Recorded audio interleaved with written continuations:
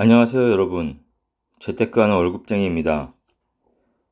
부동산 전문가들 20명의 전망, 상승 혹은 하락, 전망 180도 엇갈려.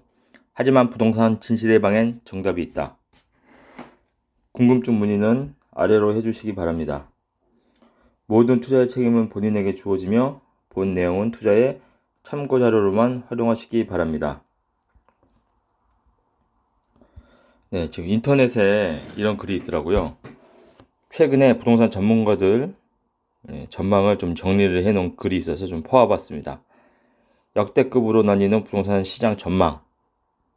보면은 여러분들이 잘 아시는 상승론자, 아기곰, 신성철님, 놀부 정영근, 박병찬, 토미 김정희연, 이승훈, 부유남 정태익, 램군, 빠숑 김학년, 이상호, 어려운자 한태익.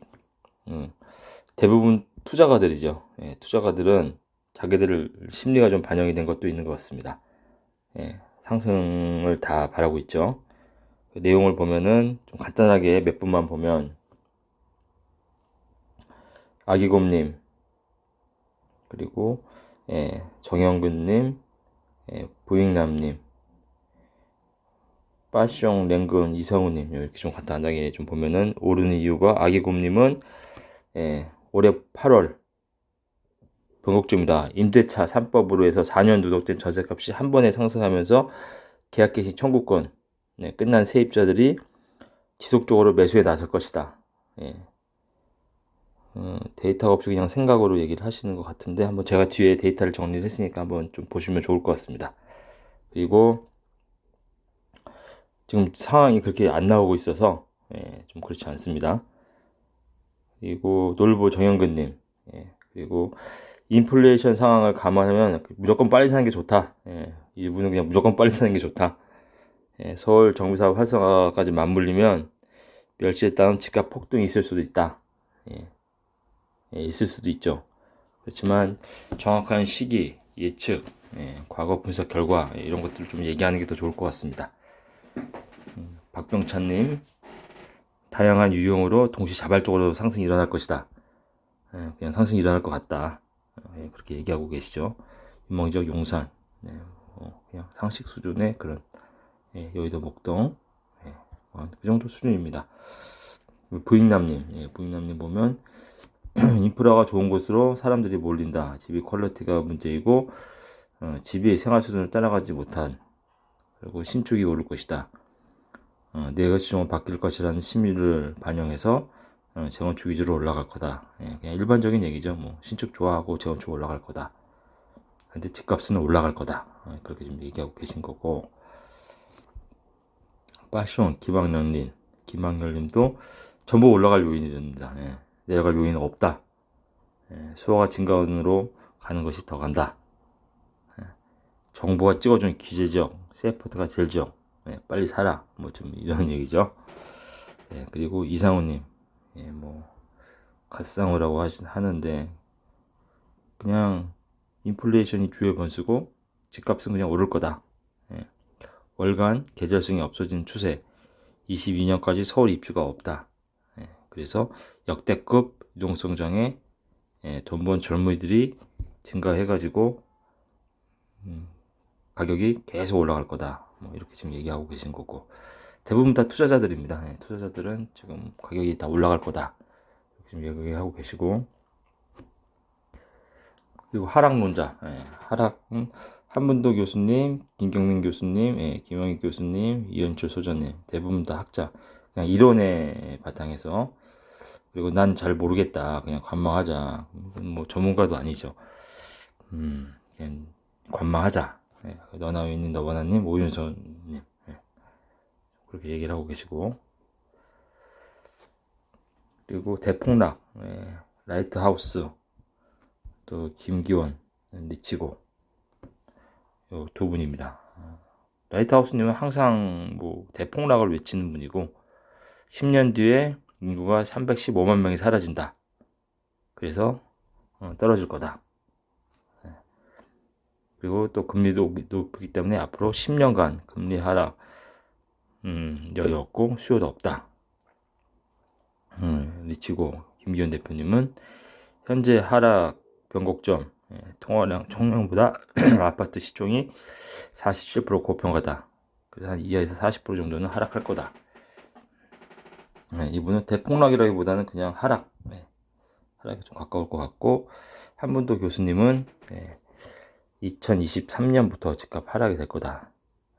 그렇게 예상을 하고 계시고, 금리 인상과 맞물려서 그렇게 될 거라.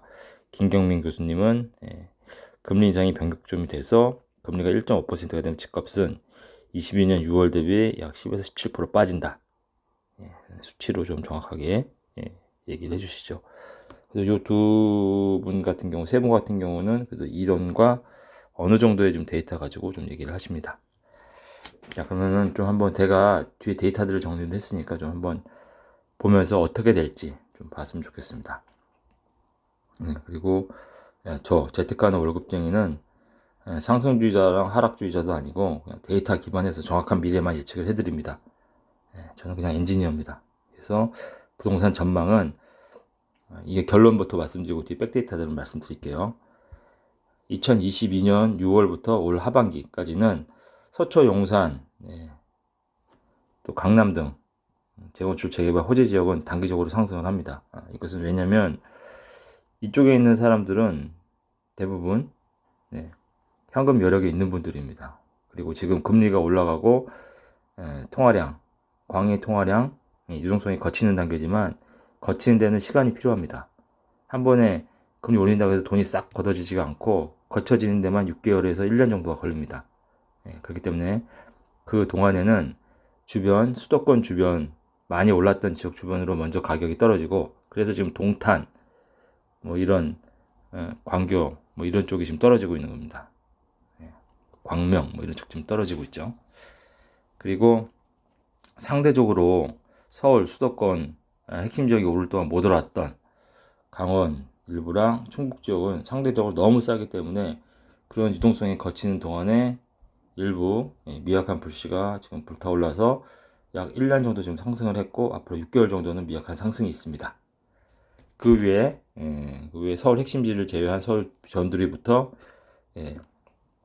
전국 대부분의 지역은 7월부터 올 연말까지 대부분 점진적으로 미세한 하락을 이제 보일 겁니다.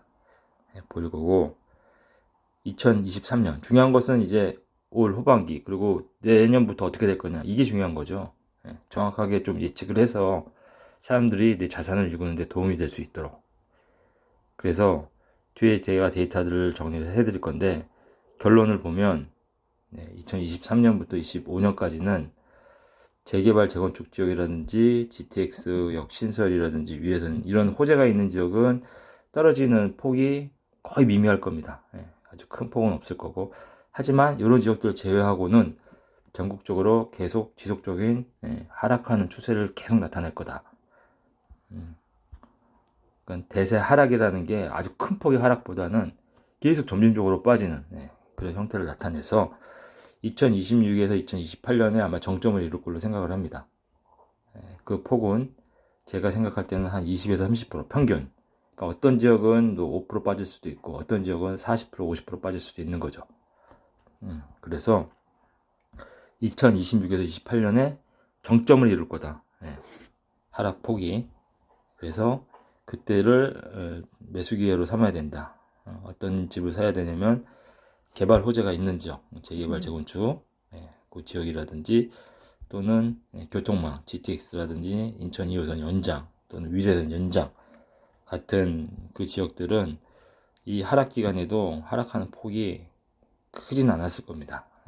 그래서 그런 지역들을 좀 분석을 하거나 신규 교통망이 개선되고 일자리가 좋아지는 곳들, 그런 곳들을 일자리가 많아지고 인프라가 좋아지는 곳들을 예측해서 그때 매수를 해야 됩니다. 예를 들면 2013년도에 3기 신도시의 GTX 역세권 이럴 때는 그때는 거의 분양가가 3억이었거든요. 지금 뭐 13억, 14억에 팔리지만 그런 지역을 미래에 5년, 6년 뒤에 변화가 클 지역, 그 지역을 매수를 하셔야 됩니다. 그래서 결론은 심플하게 2023에서 2025가 대세 하락장이 될 것이지만 반토막까지는 안 가고 평균 한 20-30% 하락을 할 거다. 그렇기 때문에 2026에서 2028년이 가장 좋은 시기이지만 2025년 혹시나 2024년이라도 2021년 대비해서 약 20-30% 내가 원하는 지역이 한 30% 빠지게 되면 영끌이 아니면 매수하셔도 좋은 선택일 수 있다. 그렇기 때문에 꼭 2026에서부터 2028이 아니더라도 약 2024나 2025라도 내가 원하는 지역이 한 30%까지 빠지게 되면 내 능력이 허락하는 한에서 매수하는 건 좋은 선택이다. 저는 이게 결론입니다.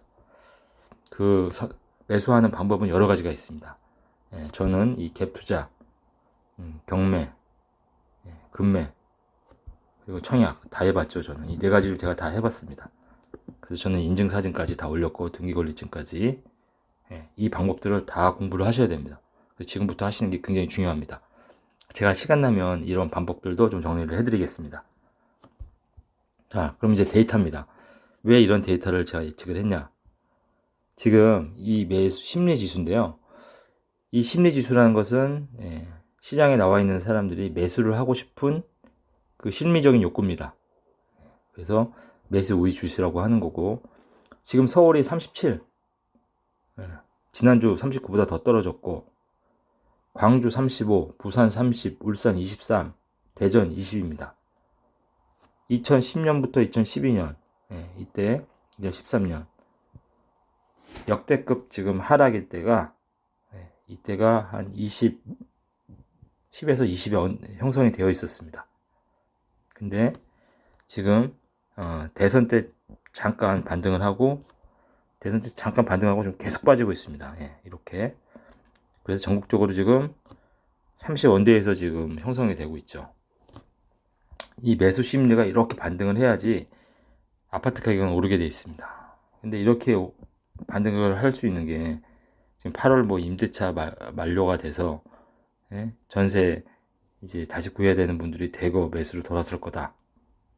그렇게 되려면 다음 장에 제가 데이터를 말씀을 드릴 건데, 지금 전국적으로 전국, 서울, 광주, 부산, 울산, 대전 할 것 없이 다 계속 떨어지고 있습니다.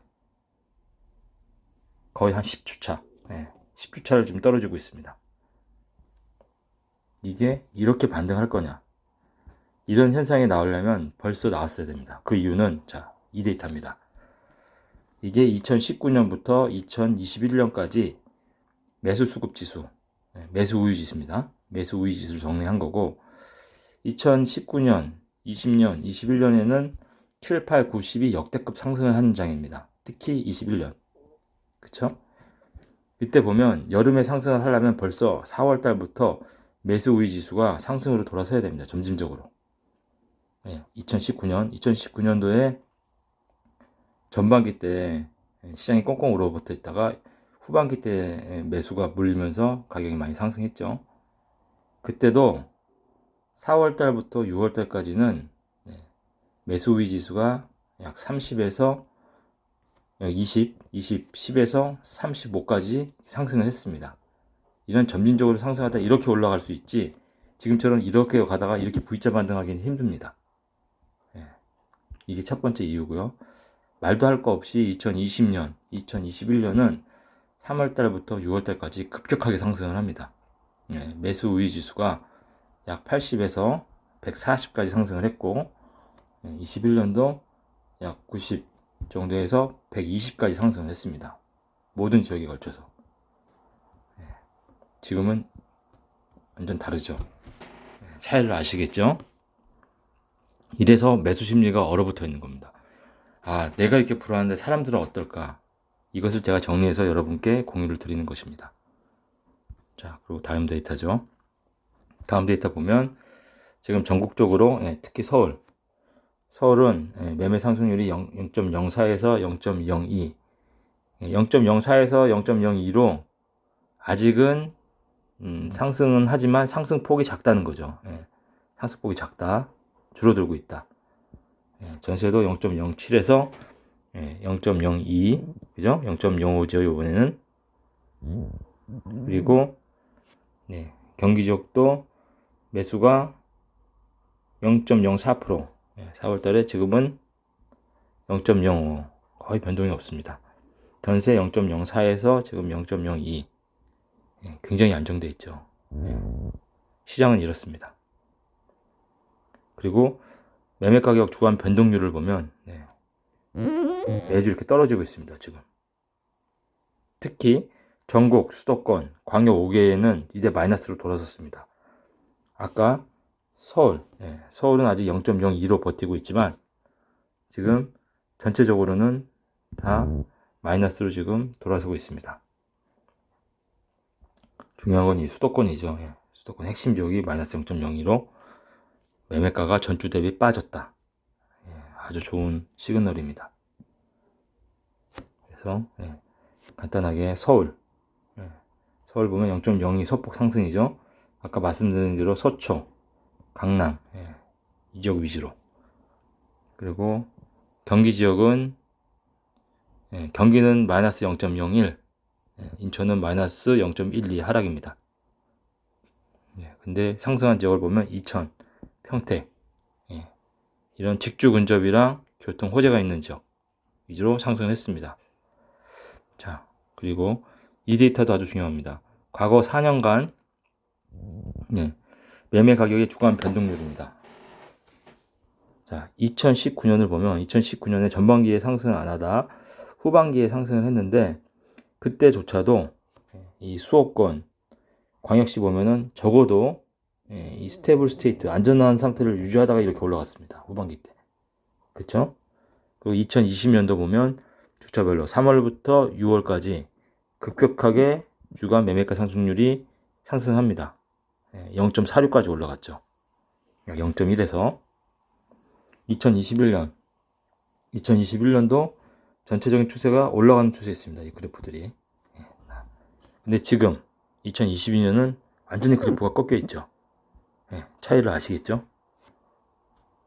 미세한 상승, 급한 상승, 중간에 상승, 완전한 하락의 그래프. 이게 정말 엄청난 모멘텀이 있어야 됩니다. 금리 대폭 하락이라든지 유동성을 막 푼다든지 경기 부양책이 나와야 되는데 쉽지가 않은 상황입니다. 그리고 전국 전세가도 보면 전세 전주 대비 0.02%로 지난주 변동률과 동일하다. 그런데 수도권 5개 광역시 전국을 보면 전세가가 계속 우하향하면서 안정화되는 추세죠.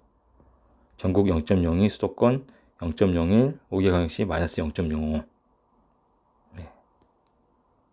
굉장히 안정되어 있다는 상태입니다. 과거 4년간 전세가격 중간 변동률을 비교를 해봐도 전세가격이 2019년 미세하게 상승을 했습니다. 이런 그래프는 안 나오죠. 전세가가 이렇게 올라가다가 7, 8, 9월달 이렇게 이제 올라간 거고, 이거 2020년이 이제 임대차 3법 시행하던 해죠. 임대차 3법 기미가 보이자마자 이렇게 급상승을 합니다. 이렇다는 얘기는 지금 시점에서 임대차 3법에 의해서 2년이 만료가 되고 4년치가 한 번에 급등을 하려면 여기서 그래프가 전세가가 이렇게 올라가야 됩니다. 이때랑 똑같은 현상이 나와야 되는데 그렇지 않습니다. 절대 후반기 때 급격한 상승은 없다는 얘기입니다. 이게 급격한 상승을 하려면 전세가가 이렇게 올라가야 되는 거죠. 2021년을 보더라도 전세가는 이미 계속 상승을 했습니다. 과거 3년과 데이터 경향이 완전 틀리죠. 후반기 때 아주 큰 폭의 상승을 예상하는 분들이 이런 데이터를 좀 보고서 좀 얘기를 하시면 더 좋을 것 같습니다. 절대 그런 일이 좀 없을 것 같습니다. 데이터를 보면. 그래서 제가 이제 못 본 구독자들을 위해서 간단하게 좀 서머리를 해드리면, 제가 모든 데이터들을 40년간의 데이터들을 이렇게 정리를 했습니다. 여기 밑에가 금리, 물가, 이 빨간 점선이 물가, 그리고 이 점선이 공급량, 여기 아파트 가격이죠. 아파트 가격이고, 그리고 요거는 전세 지수입니다. 그리고 요게 매수 우위 지수, 그리고 이게 유동성 평균입니다. 자, 모든 데이터들을 서머리를 해서 말씀드리면 금리도 100% 일치를 하지는 않지만 금리가 큰 폭으로 상승하는 기간에는 단기적으로 집값이 조정을 받았다. 하지만 경기가 좋을 때는 금리가 올라가도 집값이 올랐다. 따라서 금리랑 집값은 약 50-60%의 상관성만 있다. 그리고 물가가 인플레이션이 되면 금리는 무조건 올라가게 돼 있다. 그래서 단기적으로 보면 금리가 급격하게 올라갈 때는 물가가 올라가 있기 때문에 집값이 하락할 여지가 아주 크다. 그리고 이 공급과 집값과 관계를 하면 공급이 이렇게 많았을 때도 집값은 올라갔다. 공급이 이렇게 이때도 지금 많았을 때죠. 많았을 때도 집값은 올라갔다. 공급이 없지만 집값은 떨어졌다. 그래서 집값과 원래 공급, 수요가 일치를 해야 되는데 공급이 많더라도 수요가 많으면 집값은 올라갑니다. 공급이 적더라도 수요가 없으면 집값은 떨어집니다. 100% 일치하지가 않는다. 절반만 일치한다. 하지만 100% 일치하는 것이 있다. 그것이 바로 광의의 통화량 유동성이다. 요게 M1 나누기 M2인데요.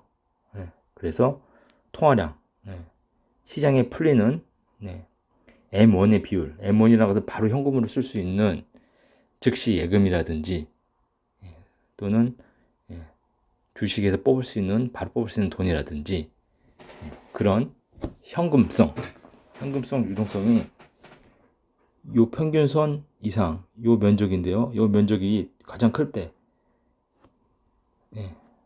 집값이 올라가죠. 이게 평균에서 떨어집니다. 금리가 올라가거든 긴축을 하든 해서 시장에 돈이 없어질 때는 집값이 흐지부지합니다. 그러다가 떨어지죠. 그래서 다시 이제 돈을 풀고 시장에 돈이 돌기 시작합니다. 그러면 집값이 계속 올라갑니다. 그래서 이 면적이 가장 넓을 때 이때가 가장 피크로 올라가는 것이죠. 다시 돈이 시장에 없어지기 시작하면 다시 흐지부지해집니다. 다시 돈이 올라가죠? 그럼 집값이 다시 올라갑니다. 지금 꺾이고 있는 추세입니다. 피크까지 갔다가. 그래서 지금 집값이 이렇게 꺾이고 있는 것입니다.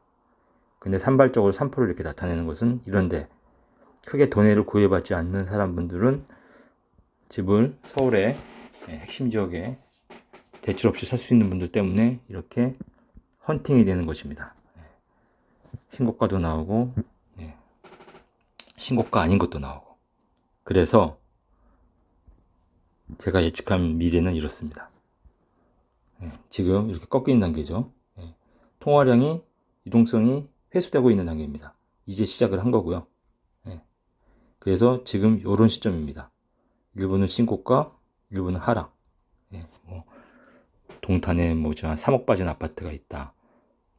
광명에 막 2억 빠진 아파트, 인도원에 3억 빠진 아파트가 있다. 그런 것들이 밑에 찍히는 거고요. 서울의 핵심 지역, 5억 넘게 거래. 이런 거 현금, 대출 없이 사시는 분들 때문에 이렇게. 근데 시간이 지날수록 통화량이 이렇게 줄어듭니다. 그러면서 이렇게 아파트 값은 물론 대책에 따라서 이렇게 헌팅을 하겠죠. 집값이. 예를 들어서 뭐 재건축, 재개발이라든지 또는 교통망이라든지 신도시라든지 갑자기 뭐 토지보상금이 풀렸다 그러면 이런 식으로 헌팅을 하겠죠. 하지만 대세는 이렇게 간다는 얘기입니다. 그래서 제가 생각하는 이때 2026년, 2028년이 가장 좋은 시기다. 2026년 플러스 마이너스 앞에 한 1, 2년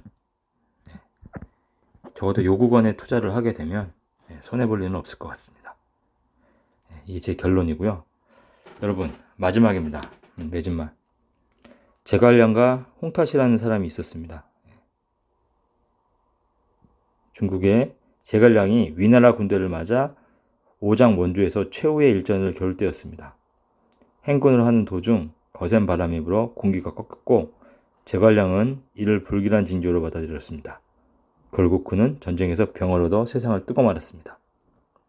그러나 비슷한 사건을 두고 전혀 다르게 반응해 승리를 거머쥔 사람이 있었으니 그가 바로 청나라 2대 왕인 홍타시입니다.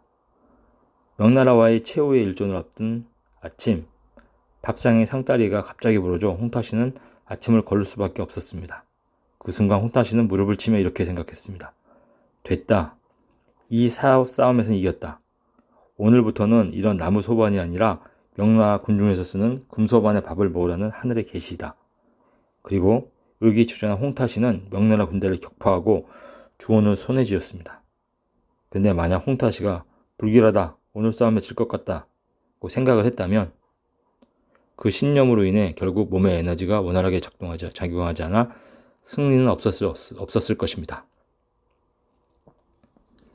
인간은 무한한 잠재 능력을 가지고 있으며 자신의 신념에 따라 현실을 창조해냅니다. 즉, 같은 일을 접했을 때에도 이를 어떻게 받아들이느냐에 따라서 전혀 다른 결과를 창출해내는 것입니다. 위에 두 일화가 이러한 사실을 보여주고 있습니다. 신념의 힘은 무섭습니다. 아무리 어려운 일이라도 된다고 믿으면 정말로 되지만 같은 일이라도 되지 않는다고 생각하면 되지 않는 것입니다. 똑같은 일이라도 어떻게 마음먹느냐에 따라 결과가 달라지는 것입니다. 자신의 의지에 따라 마음가짐을 바꾸고 그 결과 역시 바꿔내는 것입니다. 이것이야말로 인간이 가진 진정한 위대한 능력입니다. 비록 어려워 보이는 일이라도 할 수 있다는 신념을 가지려면 반드시 이룰 것입니다. 여러분, 철저한 준비, 철저한 공부, 철저한 절약, 철저한 노동소득,